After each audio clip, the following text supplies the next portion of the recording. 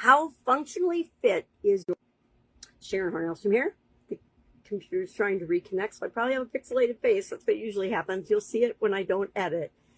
Welcome to day 171 of our Supersize You Annual Challenge. Today we're talking about physical health and well-being all this month, right? Which applies to us as individual leaders and founders and entrepreneurs and business owners and whatever else you might be.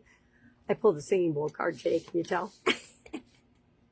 I start every day. This is a secret to raising my vibration, and you might not know or care about any of that, but I will tell you it makes a huge difference in our life and in our businesses and in our world and in how we show up in that world, which is kind of what functional fitness is all about. I'm going to share a tool today because it keeps coming up, and I guess it comes up every day in my life anyway, but I want to share it because it came up in some communities and some groups that I'm a part of as a topic, and somebody was using it as a sales objection, which I find fascinating and also kind of fun. I hope I get somebody, when I'm talking to them about the mastermind, that brings up that they need to take the time to do a SWOT analysis on the opportunity before they can answer. First thing we're going to do is we're going to book a meeting from that meeting because I can't wait to hear how their SWOT analysis comes out. So SWOT analysis is obviously our tool today. Let's talk about that first before we talk about functional fitness. I have known and used SWOT analysis since I was in college. Probably my first year of college was when I was maybe second. I was first exposed, and I had heard of them, but I don't think we learned about SWOT analysis in school back then. I was studying to be an industrial engineer, quality engineer. And so, of course, SWOT analysis is one of those tools that we just have in our toolbox. And I actually laughed about that comment because I do this all the time. I just don't tell people I'm doing it, right? If I'm looking at a new opportunity or a new thing, it's one of my favorite decision-making tools. I look at the strengths of it, and me, with respect to that, I look at the weaknesses of the opportunity and what's being offered to me and my weaknesses, and could they be alleviated or helped or eliminated or at least minimized if I participate in that. Opportunities, what's the opportunity? Totally cool opportunity and coaching program I said yes to and I'm involved in right now. And then what are the threats? What are the threats outside of me? To me, opportunities are all around us all the time, but also inside us, whether we're willing to see them or not. Threats, on the other hand, are what are some things like the COVID pandemic that we couldn't have anticipated, but knock our business out of play with no prior warning, no way to prepare for that. Now, I don't know about you, but I use contingency plans. I did not have global pandemic in any of my businesses' contingency plans when 2020 rolled around. Now, you think I would have thought about it and done something, because in December of 19, Christmas, I was sicker than a dog. I clearly had COVID, but nobody knew what it was yet because it was being kept secret. Not even going to go into that. But my point is, SWOT analysis help us to just think in the bigger picture frame in order to continually improve and grow and create the organization and us as individuals that we want and how we want to show up in the world. That's my thing about SWOT analysis. If you need or want a detailed one of this, I can't believe I'm going to offer this, for your specific industry so that you can apply it in your business, ask and I will create one for you. I will tell you right now, I'm going to use AI to create the SWOT framework and questions, because I suspect I'll get a few different industries, and that would take me probably to do the research and everything. It would probably take me a week to do each one, to really prepare it and do it right. I bet AI can do it. I bet Claude, I'm creating a Claude agent. I bet my Claude agent, once I get the instructions right, can do it in a matter of minutes. That's the power of this. It's something I'm going to be sharing and doing, and we're going to play within our supersized mastermind. All right, let's talk about functional fitness. SWOT analysis, put SWOT in the comments below if you'd like me to do that for you. And then I'm going to probably send you a message back and say, okay, what's your industry? What's your business? I am not going to research you and your business. That's going to be your action item and follow up for actually applying the SWOT analysis. I will give you a hint. If you work with me in the mastermind, you're going to be doing one of these anyway. So what a nice head start and competitive advantage if I give you the framework and form first that is specific to your industry and your business. All right, I digress. So today, functional fitness, what the heck even is that? I had to think about it a few minutes, but it's basically fitness and exercises that mimic real life, that help us to improve how we show up in our life. It's about how we show up and how we look when we show up. Do anybody ever belong to a health club and you go to the gym and to work out and do your exercises? And there's people like me that just show up. Although in my 20s, I will be honest, I probably got a little dialed up before I went to the gym. Because I was young and single and looking to date, right? Back then. So there's those type of people, and I was that type of person, which is why I can make fun of it. And then there's the other people that just show up as they are, right out of bed, hop in their sweat clothes and go. That's the person I became when I let go of my ego and my identity and saying, oh, I have to be this glamour shot, which I never have been, right?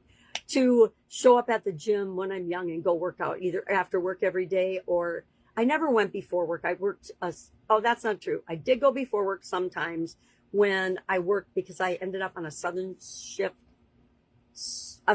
swing shift rotation. That's always been a tongue twister for me.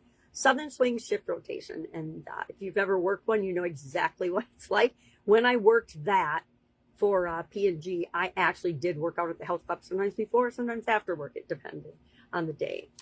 But we want to find activities and exercises that actually benefit the outcomes and the things we want to have in our real life.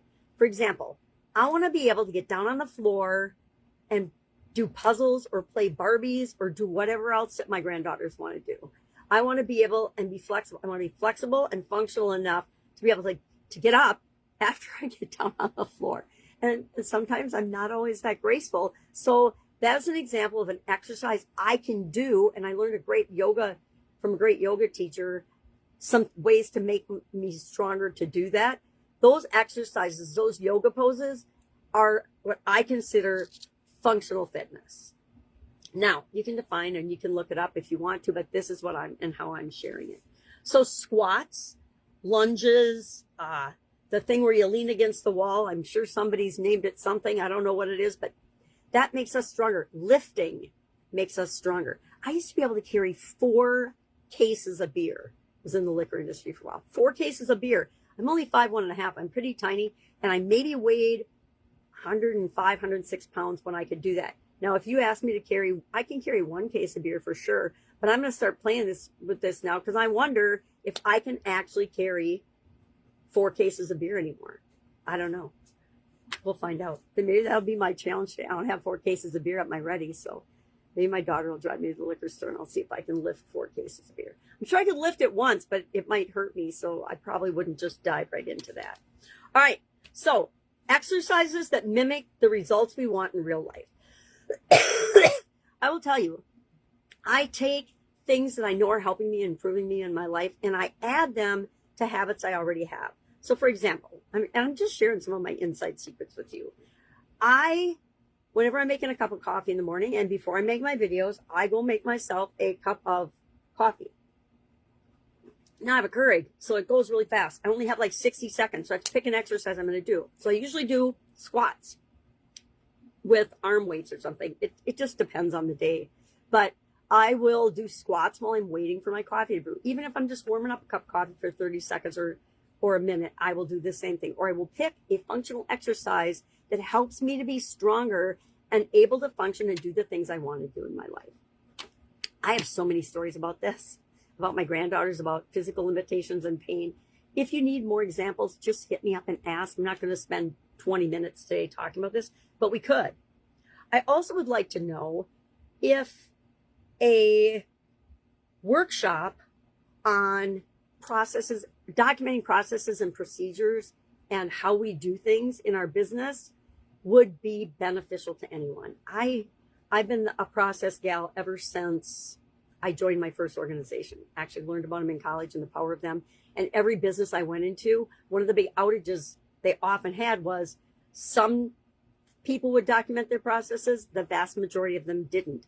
The tighter and the more they wanted to hoard information, the less likely they were to document their processes and the more resistance and fear to document their processes. I'm going to ask you a personal question. Do you have any documented processes for you and for your life? Yes or no, no judgment. I guarantee that probably 90% of the people I ask this question to say no. You may have them for your business, but you never even thought about having them for your life. Do you need them for your life? Not necessarily. They're just your habits. But if you want to improve on them, I guarantee if you document them and you review them once a year, your results will be exponential to before you did that, before you wrote it down, before you documented, before you looked at it and gave it the attention it deserves to create the life that you want and the business that you want. Because our businesses only grow as fast as we do. We can do and try all the nifty tips, tricks, strategies, and hacks, but the truth is we will always run up against ourselves unless we have the ability to set our ego aside and say, okay, it is time for me to focus on the things I do best and find the right people and skills and strategies and tips to implement and automate so that I can get out of the way. That was one of the biggest lessons I had to learn in my businesses. But there were some businesses I just needed to get the heck out of the way because I was a bottleneck and I was not going to be the solution. Even me getting all the skills or getting a particular skill was not going to be the solution that the business needed at that time. But keep in mind, I've done this 27 times.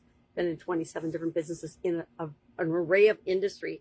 Real estate, for example, our whole thing was things have to be safe, clean, and functional. And so we actually created tools and documents for the people that we worked with to identify and clearly say, okay, what is safe, clean, and functional? What's your definition of that? And then how do we implement processes to ensure those things happen in your real estate business? So today, what are we going to do? We are going to do a SWOT analysis, or at least begin a SWOT analysis for our organization. I'm going to challenge you to do a SWOT analysis for yourself. I think that one of the least tapped into resources we have is our ability to become more self-aware and understand more about ourselves. The more we understand about ourselves, the more we understand and identify our strengths, weaknesses, opportunities, and threats, the more we can build on our strengths, minimize our weaknesses, take advantage of more opportunities, and eliminate threats. So, any questions about this? Hit me up and ask. Anybody interested in joining me in the Supersize Your Business School community? It's a free community to join.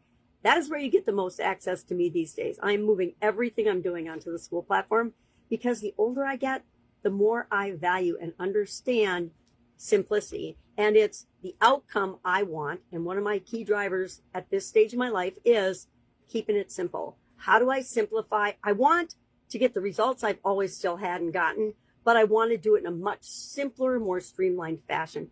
If that's of interest to you, hit me up and we'll have a little chat. All right. Have an amazing day. If I can help, ask. Otherwise, I will be with you tomorrow.